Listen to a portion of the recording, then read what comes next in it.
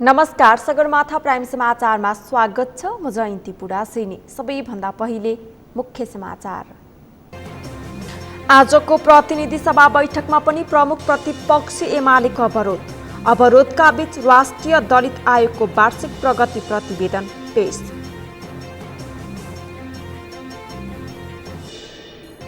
हराएका 21वटा मोटरसाइकल तथा scooter traffic प्रहरीद्वारा सम्बन्धित सवारी धनीलाई हस्तान्तरण। सतर्कता अपनाउन सवारी धनीलाई सुझाव।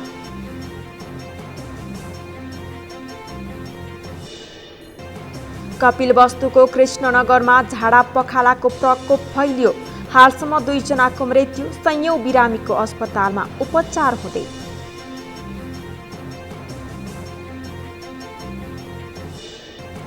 इरान र ओमानमा शाहीन तुफानमा परि 13 जनाको मृत्यु। तुफानपछि हावाहुरी सहित भारी वर्षा, बाढीमा फँसेकाहरूको उद्धार जारी।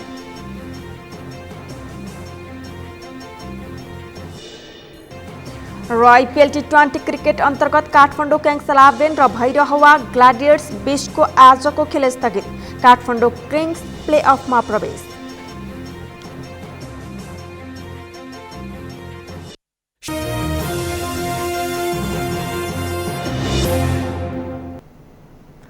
अब समाचार विस्तारमा। प्रतिनिधि सभाको आजको बैठकमा पनि प्रमुख प्रतिपक्षी दल नेकपा एमालेले अवरोध गरेको छ। एमालेले 14 जना सांसदलाई गरेको कारबाहीको सूचना सभामुखले टाँस नगरी पक्षपातपूर्ण व्यवहार गरेको भन्दै प्रमुख प्रतिपक्षी दल एमालेले संसद बैठक अवरोध गर्दै आएको छ। आजको बैठकमा पनि नाराबाजी सहित एमालेले विरोध प्रदर्शन गरेको हो। एमाले सांसदहरूको विरोधका बीच प्रधानमन्त्री शेरबहादुर देउवाका तर्फबाट कानुन, न्याय तथा संसदीय मामिला मन्त्री ज्ञानेन्द्र बहादुर कार्कीले राष्ट्रिय दलित आयोगको वार्षिक प्रगति प्रतिवेदन 2076-77 प्रतिनिधि सभामा पेश गर्नुभयो। एमाले सांसदहरूले कालो धन चाहिँदैन, देश लुट्न पाइँदैन, संसदीय सर्वोच्चता कायम गर, पार्टी फुटाउने षड्यन्त्र मुर्दाबाद, यथास्थितिमा संसद चल्दैन, गैर सांसदलाई प्रवेश निषेध कर, पदीय मर्यादा कायम गर लगायतका नारा लगाएका थिए। प्रतिनिधि सभाको आगामी बैठक असोज 22 गते शुक्रबार दिउँसो 1 बजेका लागि बोलाइएको छ। नेपाली कांग्रेसका सांसद दिलेन्द्र प्रसाद बडुले प्रमुख प्रतिपक्षी दलका सांसदहरूले संसदमा विभिन्न विषय उठाएर नाराबाजी गरे पनि उनीहरूले त्यसको जवाफ सुन्न नचाहेको आरोप लगाएका छन्। एक रिपोर्ट। मंगलबारको प्रतिनिधि सभा बैठकपछि सञ्चारकर्मीसँग कुरा गर्दै सांसद दिलेन्द्र प्रसाद बडुले प्रमुख प्रतिपक्षी दलका सांसदहरूले नारामा विभिन्न विषयको उठान गरेको भए पनि त्यसको जवाफ सुन्न उनीहरू तयार नभएको बताएका हुन्। सभामुखले संसदीय परम्परा, मूल्य, मान्यता र प्रतिनिधि सभा नियमावलीबारे बारम्बार सजग गराउँदा पनि प्रतिपक्षी सांसदहरू सुन्न तयार नभएको उनले बताए। संसदमा उठेका कालो धन लगायतका विषयमा सम्बन्धित पक्षले जवाफ दिनको लागि पनि संसद खोल्नुपर्ने उनले बताएका छन्। संसद खुलेमा प्रतिपक्षी दलले उठाएका सबै विषयवस्तुको जवाफ पाउने सांसद बडुलीको भनाइ। पहिलो कुरा त म के भन्छु भने उहाँ जे भनिरहनु भएको छ, जसरी भनिरहनु भएको छ, यो ठिक तरिका होइन। उहाँले संसद चल्न दिनुपर्छ, कालो धनको नारा दिनुहुन्छ, त्यसको जवाब दिने कसले? उहाँले एकहोरो नारा त लगाइरहनु भएको छ र जे जवाब यो संसद चलाउने संसदीय परम्परा, मान्यता र हाम्रो प्रतिसभा नियमावलीले भनेका विषयहरू सभामुखले एकहोरो सुनाइरहनु भएको छ, तर उहाँहरू त्यसलाई सुन्न तयार हुनुहुन्न। न सम्बन्धित पक्षले जवाब दिन्थ्यो होला नि हाउसमा। हाउस चल्न दिएको भए मलाई लाग्छ जे नारा दिनुभएको छ इट्स एनफ, पर्याप्त छ र अब त्यसको जवाब सुन्नलाई हाउस चल्न दिनुपर्छ।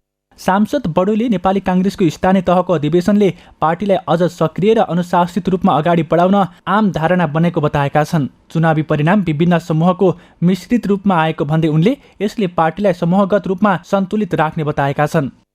संसदीय मूल्य, मान्यता र जनताप्रतिको जवाबदेहिता, उत्तरदायित्व यसले पुर्याउन चाहिरहेछन्। उहाँले प्रश्न सोधिरहनु भएको छ, जवाब खोज्ने पक्षबाट जवाबको निमित्त सुन्न तयार हुनुहुन्न उहाँ। त्यसकारण यो जिम्मेवारीपूर्ण नाराहरू होइनन्, जिम्मेवारीपूर्ण यो व्यवहार होइन। तर हामीले गरे त गरेनौँ नि त, हामीले त्यसको जवाब खोज्यौँ, जवाब आयो पनि। र मलाई लाग्छ यो संयम र यो जवाबदेहिता, यो जिम्मेवारी बोध उहाँहरूमा हुनुपर्छ। मेरो त आग्रह यो नै हो।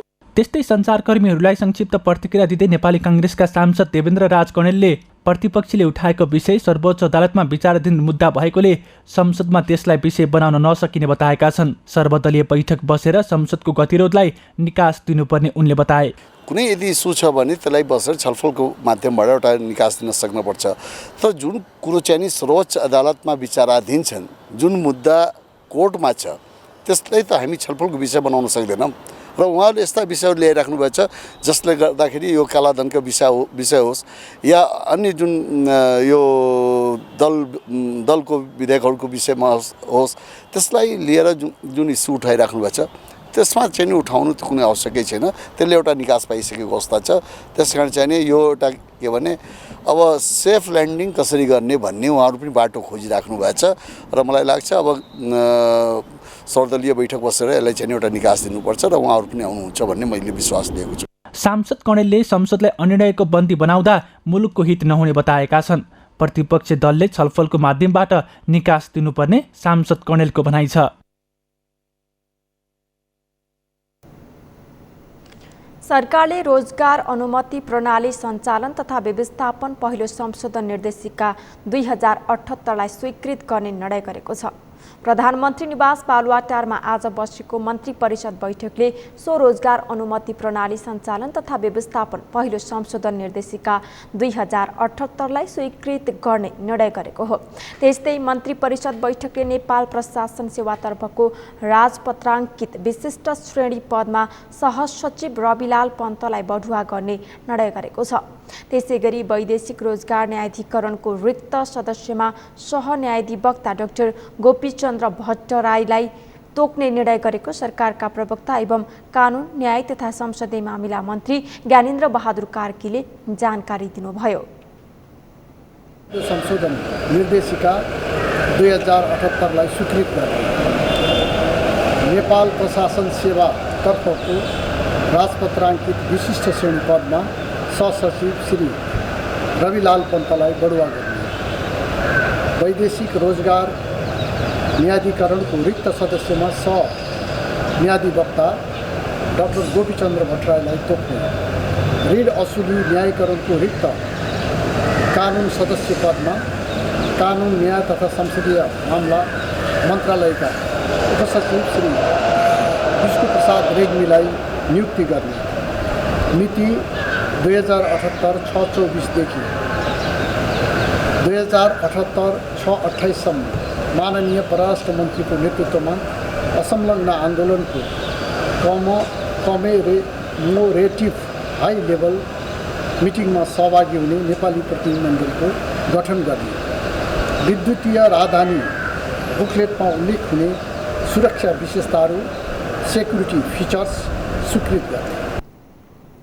बैठकले ऋण असुली न्यायीकरणको रिक्त कानुन सदस्य पदमा कानुन न्याय तथा संसदीय मामिला मन्त्रालयका उपसचिव विष्णुप्रसाद रेग्मीलाई नियुक्ति गर्ने निर्णय गरेको पनि उहाँले बताउनुभयो। मन्त्री परिषदले विद्युतीय राहदानी बुकलेटमा उल्लेख हुने सुरक्षा विशेषताहरू सेक्युरिटी फिचर्स स्वीकृत गर्ने लगायतको निर्णय पनि गरेको छ। त्यसैगरी मिति 2078-624 गतेदेखि 2078-628 गतेसम्म परराष्ट्र मन्त्रीको नेतृत्वमा असंलग्न आन्दोलनको कोमेमोरेटिभ उच्च स्तरीय बैठकमा सहभागी हुने नेपाली प्रतिनिधिमण्डलको गठन गर्ने पनि निर्णय गरेको छ। सत्ता साझेदार जनता समाजवादी पार्टी नेपालले भौतिक पूर्वाधार तथा यातायात मन्त्रालय सहित 4वटा मन्त्रालय पाउने भएको छ।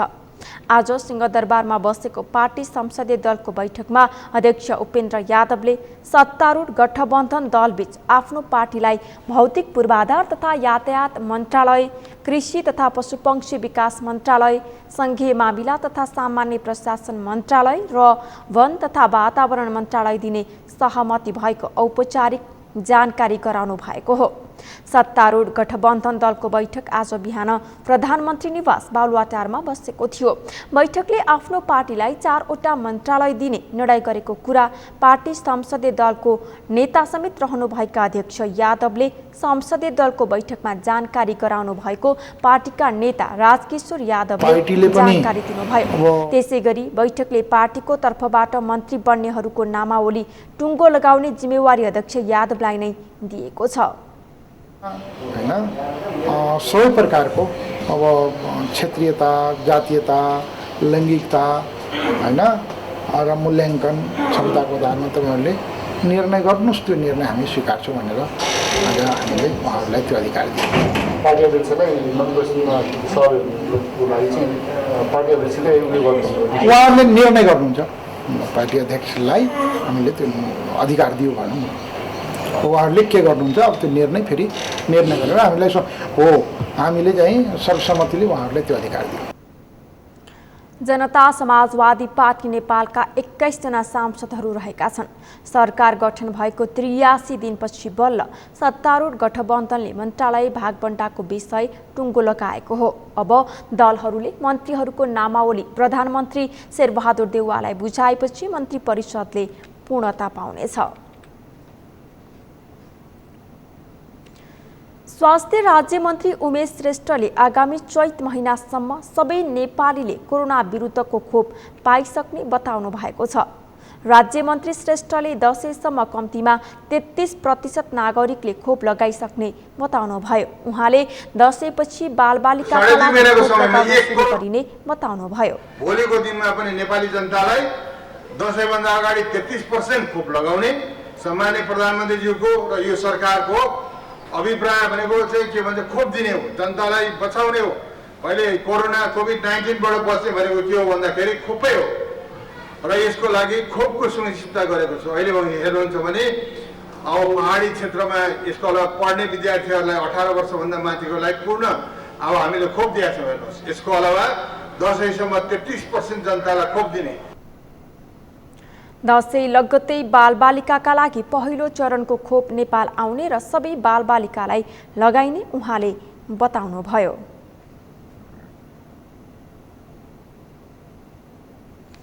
गैर आवासीय नेपाली सङ्घ NRNA आगामी नेतृत्वको लागि डाक्टर बद्री केसीले उम्मेदवारी घोषणा गर्नुभएको छ।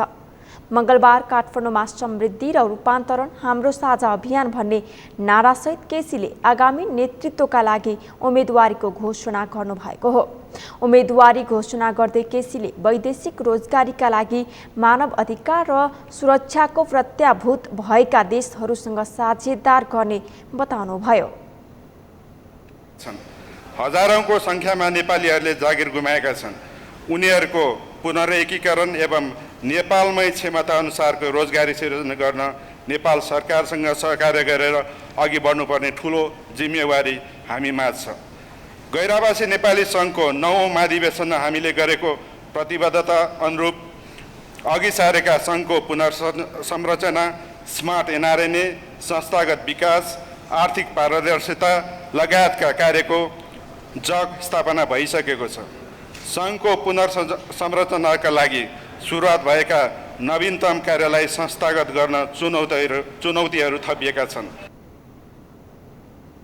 त्यस्तै उहाँले गैर आवासीयलाई नागरिकता दिलाउने, गैर आवासीय नेपालीको लगानी नेपाल भित्र्याउने लगायतका प्रतिबद्धता जनाउनुभयो। आफू अध्यक्षमा निर्वाचित भए श्रमिकको पैसाले श्रमिककै लागि श्रम बैंक खोल्ने NRNA फाउन्डेसनको संरचना नेपालका 7 प्रदेशमा विस्तार गर्ने, NRNA र नेपाल सरकारबीच थप प्रगाढ सम्बन्ध स्थापित गर्ने लगायतका काम गर्ने उहाँले बताउनुभयो। गैर आवासीय नेपाली सङ्घ NRNA 10औं महाधिवेशन मार्फत नयाँ नेतृत्वको लागि कुलाचार्य र रबिना थापाले पनि यसअघि नै उम्मेदवारी घोषणा गरिसक्नु भएको छ। महानगरीय ट्राफिक प्रहरी महाशाखाले हराएका 21 वटा मोटरसाइकल तथा स्कुटर सम्बन्धित सवारी धनीलाई बुझाएको छ।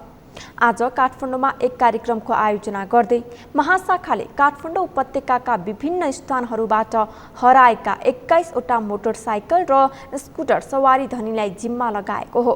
हराएका मोटरसाइकल सवारी धनीलाई जिम्मा लगाएपछि महानगरीय ट्राफिक प्रहरी महाशाखाका प्रमुख प्रहरी वरिष्ठ उपरीक्षक एसएसपी जनक भट्टराईले हराउनुभन्दा पहिले नै सवारी चालकहरू सतर्क रहनुपर्ने बताउनुभयो। उहाँले हराएपछि प्रहरीले खोज्ने र बुझाउने प्रक्रिया धेरै भइसकेको भन्दै अब सवारी साधन चालकहरूले आफ्नो सवारी साधन कस्तो ठाउँमा छ र कसरी हराउन नदिने भनेर सोच्नुपर्ने बताउनुभयो। उहाँले ट्राफिक प्रहरीले पनि सवारी साधन हराउन नदिनका लागि योजना बनाएर अघि बढ्ने प्रतिबद्धता दोहोर्याउनुभयो। बुझाउने अनि चोर्नेलाई चाहिँ कारबाहीको दायरामा ल्याउने मात्रै होइन, मोटरसाइकल हराउनै नदिने चाहिँ अब के गर्ने भनेर सोच्नुपर्छ हामीले। त मोटरसाइकल हराउनै नदिनको लागि चाहिँ प्रहरी मात्रै होइन, मोटरसाइकल धनी पनि त्यत्तिकै जिम्मेवार भएर लाग्नुपर्छ जस्तो लाग्छ मलाई। मोटरसाइकल धनी पनि त्यत्तिकै जिम्मेवार हुनुपर्छ, त्यत्तिकै चाहिँ नि मोटरसाइकल धनीले पनि चनाखो हुनुपर्छ। ट्राफिक प्रहरीको तर्फबाट अत्यन्त चाहिँ नि मेहनतका साथ सचेत भएर चाहिँ हामी लागिरहेका छौँ। त्यस्ता हराएका मोटरसाइकल खोज्ने फिर्ता गर्ने क्रम चाहिँ नि अझ बढाउने तर्फ चाहिँ हामी लागिरहेका छौँ। प्रमुख भट्टराईले मोटरसाइकल हराउन नदिनका लागि प्रहरी मात्रै नभएर मोटरसाइकल धनी पनि त्यत्तिकै जिम्मेवार भएर लाग्नुपर्ने बताउनुभयो। उहाँले अब सवारी साधन हराउन नदिनका लागि चालक र ट्राफिक प्रहरीले हातेमालो गरेर अघि बढ्नुपर्ने आवश्यकता औल्याउनुभयो।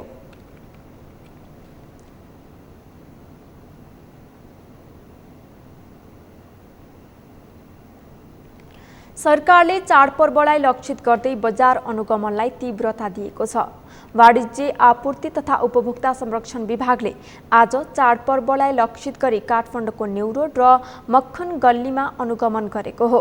बजार अनुगमनपछि वाणिज्य आपूर्ति तथा उपभोक्ता संरक्षण विभागका निरीक्षण अधिकृत अमित कुमार झाले न्यू रोड र मक्खन गल्लीमा 7वटा भन्दा धेरै पसलहरूमा अनुगमन गरेको बताउनुभयो। उहाँले पसलहरूले बिक्री गरिरहेका लत्ता कपडा तथा खाद्य सामग्रीहरूको अनुगमन गरेको बताउनुभयो।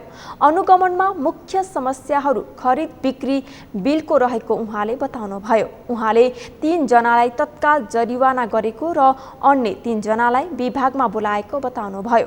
पसलमा मुख्य व्यापारी नभएकाले 3 दिनभित्र विभागमा उपस्थित हुने गरी बोलाएको जानकारी दिनुभयो।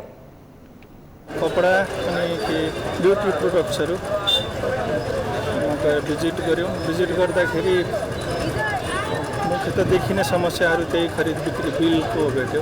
त्यसमा चाहिँ 3 जनालाई हामीले तत्काल जरिवाना गऱ्यौँ, 3 जनालाई हामीले विभागमा बोलायौँ। बोलाउनेहरूमध्येका धेरैजनाहरू साउदीहरू पसलमा उपलब्ध नभएको हुनाले त्यहीँ आएर सम्बन्धित जति पनि कागजातहरू देखाउन हामीले 3 दिनको टाइम दिएर बोलाएको छौँ। र 1-2 जनाको पसल भिजिट गर्दाखेरि सबै कुराहरू मिलेको देखिएको हुनाले क्लिन चिट पनि त्यही ठाउँमा दिएर आएँ। आजको त्यस्ता कार्यक्रमहरू सकेका छ। भोलि अहिले त हाम्रो निरन्तर चलिरहेछ, एभ्रिडे 5-6वटा टोली डिफ्रेन्ट ठाउँहरूमा मोबिलाइज भइरहेछ। निरीक्षण अधिकृत झाले अहिले निरन्तर रूपमा चाडपर्वलाई लक्षित गरेर अनुगमन तीव्र बनाइएको बताउनुभयो।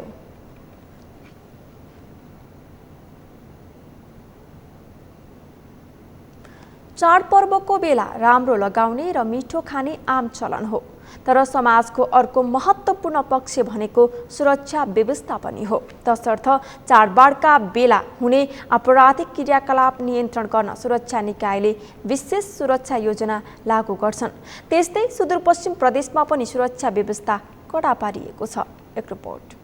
चाडपर्वको बेला अन्य समयभन्दा बढी भिडभाड हुने गरेकाले विभिन्न आपराधिक क्रियाकलाप हुन सक्ने सम्भावनालाई मध्यनजर गर्दै सुदूरपश्चिम प्रदेशमा सुरक्षा व्यवस्था कडा बनाइएको हो। सम्भावित आपराधिक क्रियाकलाप नियन्त्रणका लागि प्रहरीले हरेक वर्ष चाडपर्व लक्षित सुरक्षा योजना लागू गर्दै आएको छ। सुरक्षा योजना बलियो बनाउन प्रदेशभर 3847 जना प्रहरी परिचालन गरिएको सुदूरपश्चिम प्रदेश प्रहरी कार्यालयका प्रहरी वरिष्ठ उपरीक्षक विक्रम कुमार चन्दले जानकारी दिए। उनले सीमा नाकामा पनि भारतबाट आउने नेपालीहरूले सहज रूपमा स्वदेश आउन सक्ने व्यवस्था गरिएको बताउँदै चोरी तस्करी नियन्त्रणका लागि प्रदेशका सीमा नजिकका 39 ठाउँमा प्रहरी खटाइएको जानकारी दिए। प्रहरी वरिष्ठ उपरीक्षक चन्दले प्रदेश राजधानी कैलालीलाई 2 भागमा विभाजन गरेर एकीकृत सुरक्षा योजना लागू गरिएको पनि बताएका छन्।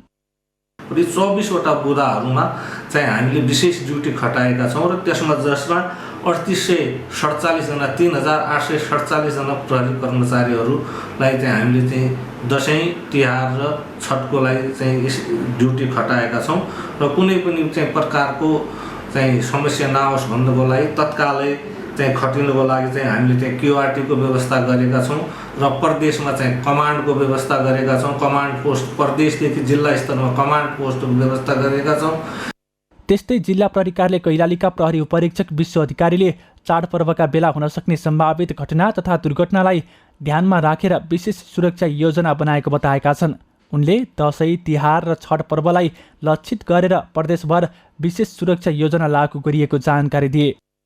कैलाली जिल्लामा पनि जिल्ला प्रहरी कार्यालय कैलालीले विशेष सुरक्षा योजना लागू गरेको छ र यसमा चाहिँ हामीले खास गरी यो समग्र कैलाली जिल्लालाई हामीले 2 भागमा विभाजन गरेका छौँ। यो सुदूरपश्चिमको अस्थायी राजधानीको रूपमा रहेको धनगढी उपमहानगरपालिका भएको क्षेत्रलाई एउटा भाग मानेर र बाँकी जिल्लाको अन्य भूभागलाई अर्को भाग मानेर हामीले दुईवटा सुरक्षा योजना लागू गरेका छौँ 2 प्रकारले। जसअनुसार हामी यो उपमहानगरपालिकाभित्र विभिन्न 56 प्रकारका ड्युटीहरू परिचालन गर्नेछौँ, जसमा हामीहरूको 300 भन्दा बढी प्रहरी जनशक्ति यहाँ परिचालित हुनेछ भने यसबाहेक अरू समग्र जिल्लामा 117 स्थानमा हामीहरूको करिब 420 जना भन्दा बढी जनशक्ति परिचालन गरेर समग्रमा हामीहरूले 720-22 को हाराहारीमा अहिले हामीहरूले प्रहरी परिचालन गरेर विशेष सुरक्षा योजनालाई कार्यान्वयन गर्न लागिरहेका छौँ।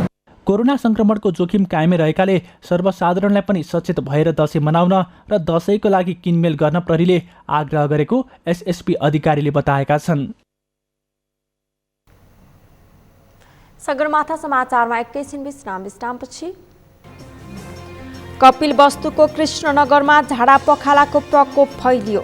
हालसम्म 2 जनाको मृत्यु, सयौं बिरामीको अस्पतालमा उपचार हुँदै।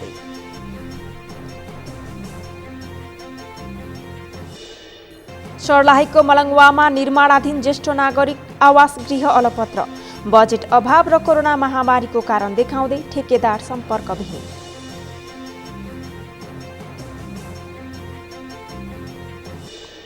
र इरान र ओमानमा शाहीन तुफानमा परि 13 जनाको मृत्यु। तुफानपछि हावाहुरी सहित भारी वर्षा, बाढीमा फँसेकाको उद्धार जारी।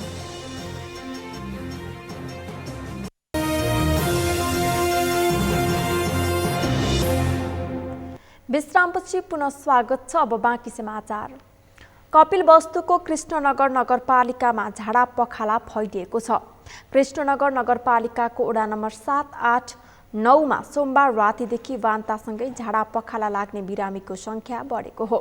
कृष्णनगर नगरपालिकाको बहादुरगञ्ज, सुखरामपुर, देवानगढिया, जमुनी, दयानगर, विजयनगर, जुमिला, जबरा लगायतका गाउँमा झाडा पखाला र वान्ताका बिरामी निरन्तर बढ्दै गएको छ।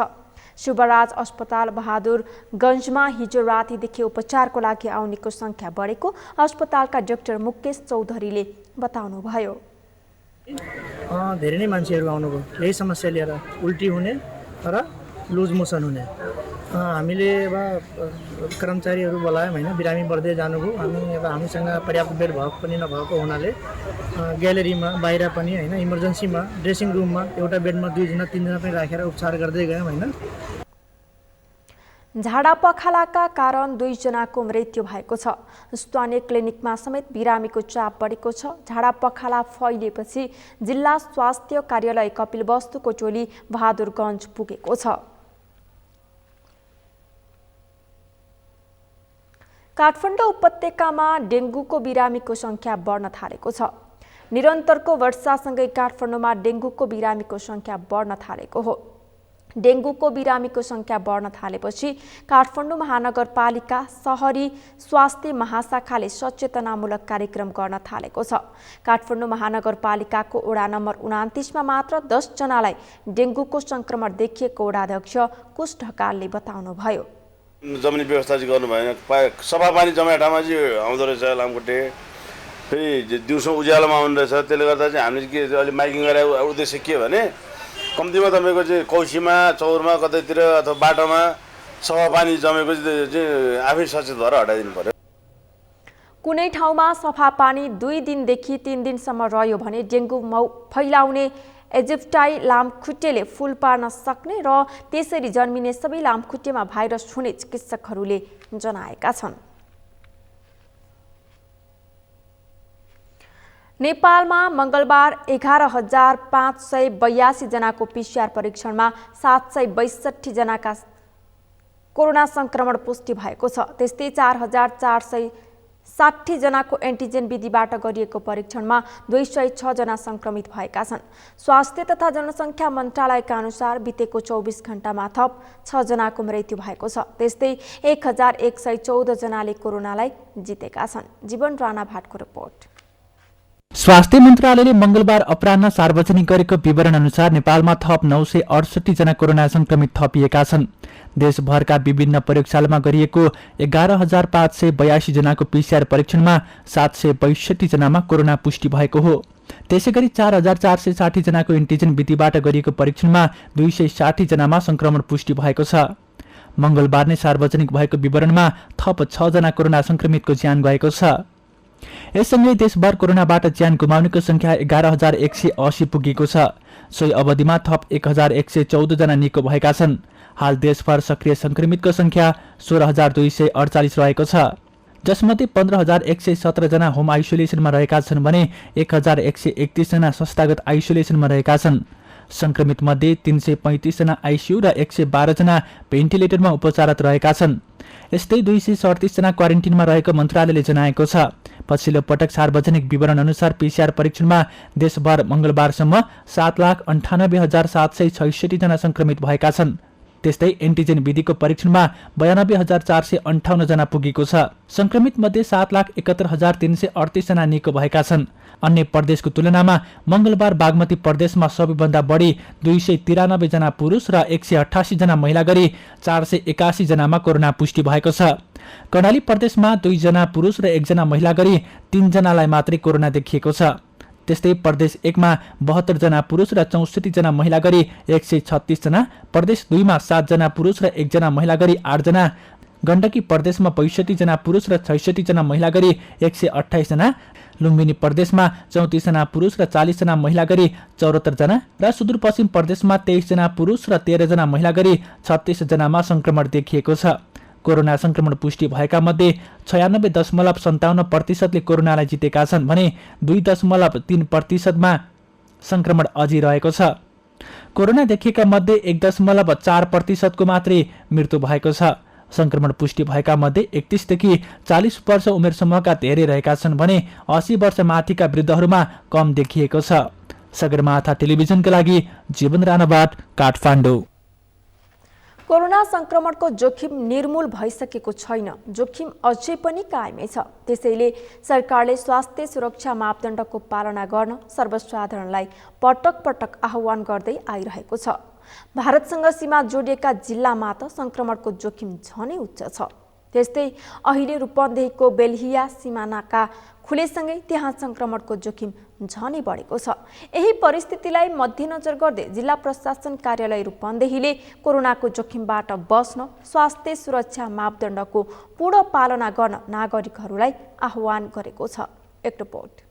जिल्ला प्रशासन कार्यालय रूपन्देहीका प्रमुख जिल्लाधिकारी ऋषिराम तिवारीले रूपन्देहीमा कोरोनाको जोखिम कायम रहेको भन्दै त्यसबाट बच्नको लागि स्वास्थ्य सुरक्षा मापदण्डको पूर्ण पालना गर्न सबै नागरिकलाई पुनः आह्वान गरेका छन्। 2 दिन अघि भारतसँग जोडिएको बेलिया सीमानाका सुचारू भएसँगै कोरोनाको जोखिम झनै बढेर जाने देखिएपछि स्थानीय प्रशासनले स्वास्थ्य सुरक्षा मापदण्डको पुनः पालना गरी त्यसको जोखिमबाट बच्न नागरिकलाई आह्वान गरेको हो। रूपन्देही जिल्लामा कोरोना संक्रमणको जोखिम अहिले पनि कायम रहेको अवस्था छ। दैनिक 25 देखि 40 सम्म सङ्क्रमितहरूको सङ्ख्या बढिरहेको अवस्था पनि छ र निको हुने सङ्ख्या पनि त्यति नैको हाराहारीमा भइरहेको अवस्था छ र खास गरी कोरोना सङ्क्रमणलाई जोखिमलाई कम गर्नको लागि हामीले सीमा नाकाहरूमा पनि हेल्थ टेस्ट लगायतका व्यवस्थाहरू गरेका छौँ। सीमा नाकामा एन्टिजेन परीक्षणको पनि व्यवस्था गरेका छौँ र नेपाल सरकारले निर्धारण गरेको मापदण्ड बमोजिम नै हामीले विभिन्न उपायहरू अपनाएको अवस्था पनि छ। त्यो सँगसँगै बसमा र यातायातका साधनहरूमा पनि खास गरी स्वास्थ्य मापदण्डहरू अपनाउनको लागि हामीले अनुरोध पनि गरेका छौँ। त्यो सँगसँगै अन्य व्यावसायिक क्षेत्रहरूमा पनि व्यवसायीहरूलाई सबै निजी क्षेत्रलाई हामीले स्वास्थ्य मापदण्डहरूको अनुकूल पालना गर्ने र सो अनुसार कोरोना जोखिमलाई नियन्त्रण गर्न चाहिँ खास गरी सेनिटाइजरको व्यवस्था, मास्कलाई अनिवार्य गर्ने व्यवस्था र सामाजिक दूरी कायम राखेर व्यवसायहरू सञ्चालन गर्न, खुलेका व्यवसायहरू सञ्चालन गर्न पनि अनुरोध गरिरहेको अवस्था छ। यता स्थानीय व्यवसायीहरूले भने बेलिया सीमा नाका खुलेसँगै आफूहरूको व्यवसाय बढेर जाने विश्वास व्यक्त गरेका छन्।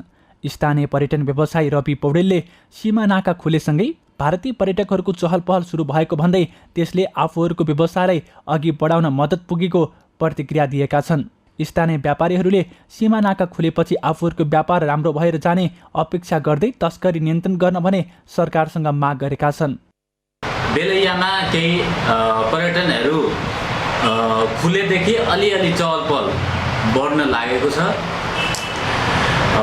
र यहाँका व्यापारीहरू जुन कपडा दोकान व्यवसाय गर्नेहरू को पनि व्यापार केही मात्रामा बढिरहेछ। आगामी दिनमा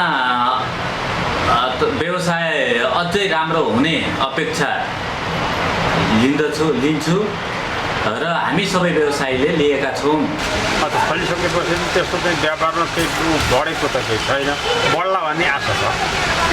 अनि यो बोर्डर खुल्दा चाहिँ तपाईँहरू कतिको आशा गर्नुभएको? हामी त चाहिँ बोर्डर खुल्दा भन्दा त यस्तो चाहिँ कुरो हो, बोर्डर खोल्नुमा दुवै पक्ष उताबाट यता आउने मान्छेहरूलाई चाहिँ नेपालले परीक्षण नगरिकन चाहिँ आउन दिन्छ भने उता जाँदा पनि हामीलाई परीक्षण नहुने खालको वातावरण भयो भने नेपालीहरूलाई सबैभन्दा सुविधा चाहिँ हुने हो। सरकारले त्यो वातावरण मिलाएको त खासै देखिँदैन होइन। अब चाहिँ के भन्दाखेरि अब तस्करीहरू बढै छन्, अब त्यसको पनि रोकथामको कुरो त केही छैन। अब त्यसमा चाहिँ अब नाम त कसलाई लिने हो र होइन। त्यस कारणले अब चाहिँ बिजनेस व्यापार बढ्ला भन्ने हामी आशामा छौँ, त्यही मात्रै हो, अब त के छ। सरकारले 2 दिन अघि सीमा नाका खुलाउने औपचारिक निर्णय गरेसँगै रूपन्देहीको बेलिया नाका पनि खुलेको छ। सो नाका खुलेपछि त्यहाँका स्थानीय व्यापारीहरूले कोरोनाले थला परेको आफूहरूको व्यवसाय अब फस्टाउने विश्वास व्यक्त गरेका छन्। सर्लाहीको मलङ्गवा नगरपालिका 4 मा निर्माणाधीन अवस्थामा रहेको ज्येष्ठ नागरिक आवास गृह अलपत्र परेको छ। सङ्घीय सरकारको 1 करोड 25 लाख रुपैयाँको लागतमा निर्माण सुरु भएको ज्येष्ठ नागरिक आवास गृह बजेट अभाव, कोरोना महामारी र वर्षाको बहाना बनाउँदै निर्माण कार्य बीचैमा छाडेर ठेकेदार सम्पर्कविहीन भएपछि अलपत्र परेको हो। सर्लाहीबाट शङ्कर पहाडीको रिपोर्ट। सर्लाहीको मलङ्गवा नगरपालिका 4 मा निर्माणाधीन अवस्थामा रहेको ज्येष्ठ नागरिक आवास गृह अलपत्र परेको छ। सङ्घीय सरकारको लगानीमा शहरी विकास तथा भवन कार्यालय जनकपुरको निगरानीमा रूपा कन्स्ट्रक्सन प्राली जनकपुरले निर्माणको लागि ठेक्का सकारेको थियो। 14 कोठे भवन, शौचालय तथा मेस घर समेत निर्माण गर्ने भनी ठेक्का लिएको ठेकेदार कम्पनीले बीचैमा काम छाडेपछि आवास गृह निर्माणको काम अलपत्र परेको छ। तिम्रो नाम के? शिवशङ्कर यादव।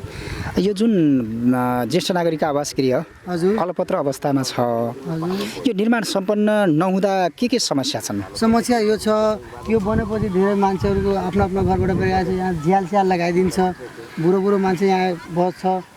पैसा बजेट आएको थियो अनि के भयो के बनेन, अहिलेसम्म धेरै ढिलो भइहालेछ। सर छिटो भएपछि यहाँ टोला समाजको मान्छेहरू यहीँ बस्छ अरे, यहाँ धेरै कम्प्लेन छ के। बजेट अभावका कारण निर्माण कार्य सम्पन्न नभएको र नगरपालिकाले पहल गरेर 40-50 लाख रुपैयाँ बजेट व्यवस्था गरेको साथै बजेट व्यवस्थापनको लागि पहल भइरहेको मलङ्गवा नगरपालिका 4 का वडा अध्यक्ष रविन्द्र रायले बताए। बजेटको अभावले निर्माण कार्य सम्पन्न हुन सकेको छैन। जतिसम्म ठेक्का थियो त्यो ठेकेदारले काम गरेको छ। अब अहिले थप बजेट नभएर काम रोकिरहेको छ। तपाईँहरूले बजेट माग्ने विषयमा कतै पहल गर्नुभयो कि भएन? सुरुमा त यो हाम्रो 1 करोड 25 लाख बजेट हो। यसमा ठेक्का गएर पनि 75 लाखको ठेक्का हो, बिलो गएर बाँकी रहेको 40-42 लाख रुपियाँ हामीले नगरपालिकाबाट चिठी लेखेरै कार्यालयसँग मागेका थियौँ।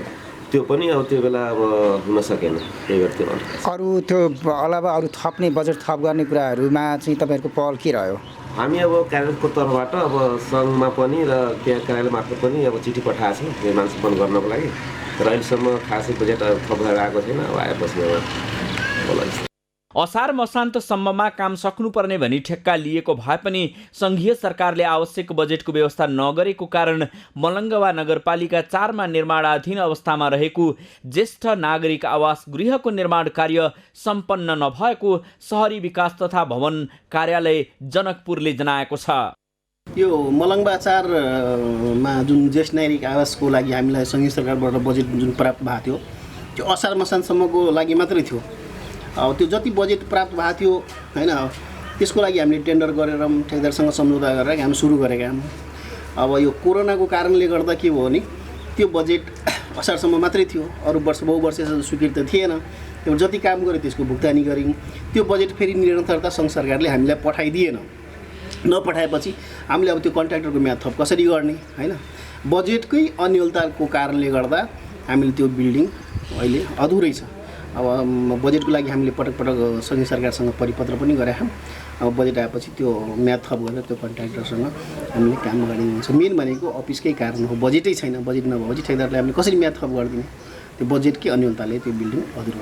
भवनको बाहिरी संरचना निर्माण अन्तिम चरणमा भए पनि प्लास्टर गर्ने काम, झ्याल ढोका लगाउने लगायतका भित्री धेरै काम बाँकी रहेको छ। नजिकै पोखरी रहेको र भवनको वरिपरि कम्पाउन्ड वाल समेत निर्माण नहुँदा भवन निर्माण सम्पन्न भए पनि जोखिमपूर्ण रहेको स्थानीयको भनाइ छ। यससहित सर्लाहीमा 5 वटा ज्येष्ठ नागरिक आवास गृहको लागि सङ्घीय सरकारले लगानी गरेको थियो। त्यसमध्ये केही निर्माणाधीन अवस्थामा छन् भने केहीको निर्माण कार्य सम्पन्न भइसकेको छ।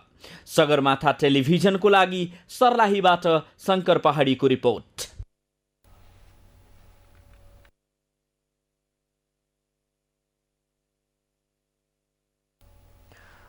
पूर्ण ब्रह्म कबीर उपासक समाज नेपालले पशु बलि विरुद्ध आध्यात्मिक शान्ति र्याली निकालेको छ। आज पूर्ण ब्रह्म कबीर उपासक समाजका समर्थकले काठमाडौँको खुल्ला मञ्चमा कार्यक्रम गर्दै समाजलाई हत्या हिंसामुक्त बनाउन माग गरेको छ। अमृत ढकालको रिपोर्ट। पूर्ण ब्रह्म कबीर उपासक समाज नेपालले पशुपक्षीको हत्या हिंसा नगर्न माग गर्दै काठमाडौँमा शान्तिपूर्ण जुलुस निकालेको छ। मङ्गलबार सयौंको संख्यामा काठमाडौँको खुला मञ्चदेखि सुरु भएको जुलुस जमल दरबारमाग शान्ति बाटिका शहीद गेट आरएनएसी हुँदै खुला मञ्चमा आएर समापन भएको थियो। मङ्गलबार देशका 20 भन्दा बढी जिल्लामा पशु बलि विरुद्ध प्रदर्शन गरेका उनीहरूले धर्मको नाममा पशुलाई बलि चढाउने तथा कुनै पनि पशु पक्षीलाई हत्या गर्नुले समाजमा नकारात्मक सन्देश जाने बताउँछन्। यो उद्देश्य खासै यो पशु बलि दिनुहुन्न, यो जीव हिंसा गर्नुहुन्न भनेर चाहिँ यो आध्यात्मिक शान्ति र्याली गर्न खोजिएको हो। यो हामीले पहिलेदेखि हामीले सुनेका छौँ नि, अहिंसा नै परम धर्म हो।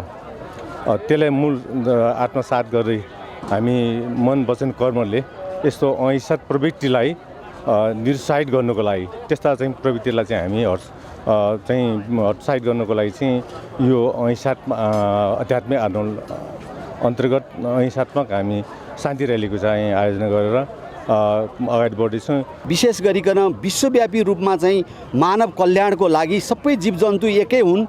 हामी पशुहरूको आहारा गरेर हामी आज स्वस्थ हुन सक्दैनौँ, हामी झन् रोगी हुन्छौँ र पशुहरूको आत्मालाई चाहिँ हामीले चाहिँ रुवाएर हामीले उनीहरूको चाहिँ शरीरको भक्षण गर्नु महापाप हो। पशुको पनि संसारमा बाँच्ने अधिकार भएको बताउँदै उनीहरूले हत्या हिंसारहित समाज बनाउन सके सम्पूर्ण मानव जीवनकै कल्याण हुने बताएका छन्। हिंसारहित समाजले आत्मिक सन्तुष्टि पनि मिल्ने उनीहरूको अनुभूति छ। मानवीय यो पेसागत रूपले एउटा घुमन्ते अथवा जगतको दुनियाँमा जसरी मान्छे टेम्परेरीको कुरामा रमाइन्थ्यो त्यस्तै किसिमको एउटा पाशविक अमानवीय व्यवहारमा पो जिएको जस्तो मलाई भान भयो र प्रशस्त मात्रामा अहिले 2 वर्षभित्रमा नै मैले मानवताबाट दैवत्व प्राप्त गर्नतिर लक्षित भएको आफूलाई आभास हुन्छ। मैले त्यो दुनियाँमा नपाएको आनन्द पाएको छु, यति आनन्द पाएको छु। म म जस्तो सुखी र आनन्दी सायद कोही छैन जस्तो अहिले मलाई अनुभव हुन्छ। पूर्ण ब्रह्म कवीर उपासक समाज नेपालले मङ्गलबार रक्तदान कार्यक्रम पनि गरेको छ। करिब 8 वर्षदेखि पूर्ण ब्रह्म कवीर उपासक समाज नेपालले हत्या हिंसा नगर्न समाजलाई सचेत गराउँदै आएको छ। दशैंमा नेपालमा वर्षेनी धार्मिक आवरणमा हजारौं पशुको बलि दिइने गरिएको छ। पशु अधिकार कर्मीहरूले धार्मिक ग्रन्थमा पशु बलिको विषय प्रमाणित गर्न समेत चुनौती दिँदै आएका छन्। तर वर्षभरि मांसाहारी मानवले पशु मारेर मासु खाँदा नबोल्नेहरू दशैंकै बेला आन्दोलित हुनुलाई हिन्दू धर्मावलम्बीका कतिपय मानिसहरू चाडपर्व र आफ्नो सभ्यता बिथोल्न खोजिएको भन्दै रुष्ट हुने गरेका छन्। सगरमाथा टेलिभिजनका लागि क्यामेरामा केशव तिमिल सिन्हा र सन्तोष छेत्रीका साथमा अमृत ढकाल, काठमाडौँ। सगरमाथा समाचारमा एकैछिन विश्रामपछि इरान र ओमानमा शाहीन तुफानमा परि 13 जनाको मृत्यु। तुफानपछि हावाहुरी सहित भारी वर्षा, बाढीमा फँसेकाहरूको उद्धार जारी।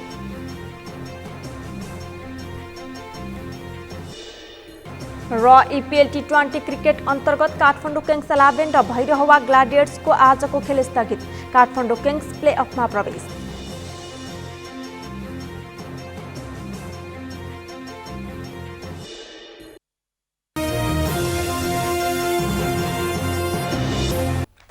अब पालो अर्थ समाचारको।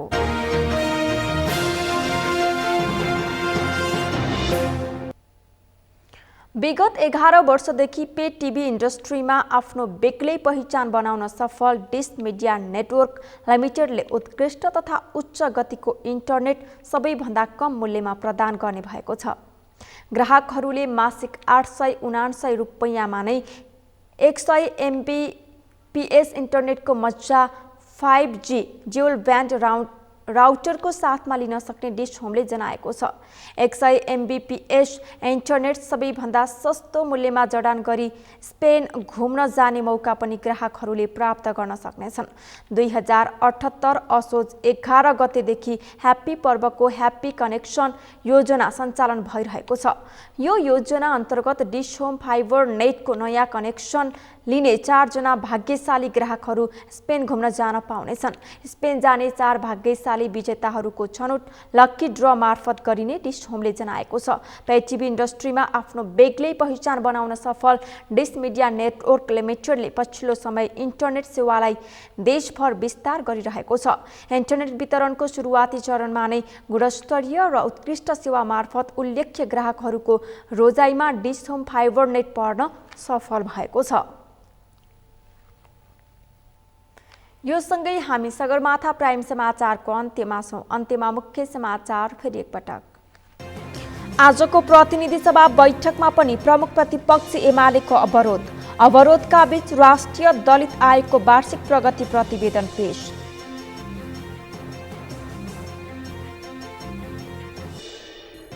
हराएका 21 वटा मोटरसाइकल तथा स्कुटर ट्राफिक प्रहरीद्वारा सम्बन्धित सवारी धनीलाई हस्तान्तरण। सतर्कता अपनाउन सवारी धनीलाई सुझाव।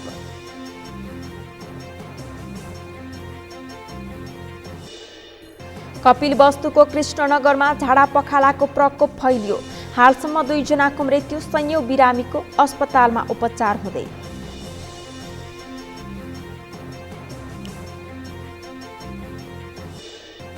इरान र ओमानमा शाहीन तुफानमा परि 13 जनाको मृत्यु। तुफानपछि हावाहुरी सहित भारी वर्षा, बाढीमा फँसेकाहरूको उद्धार जारी।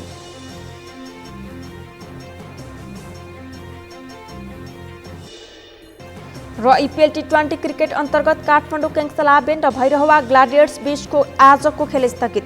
काठमाडौँ किङ्स प्लेअफमा प्रवेश।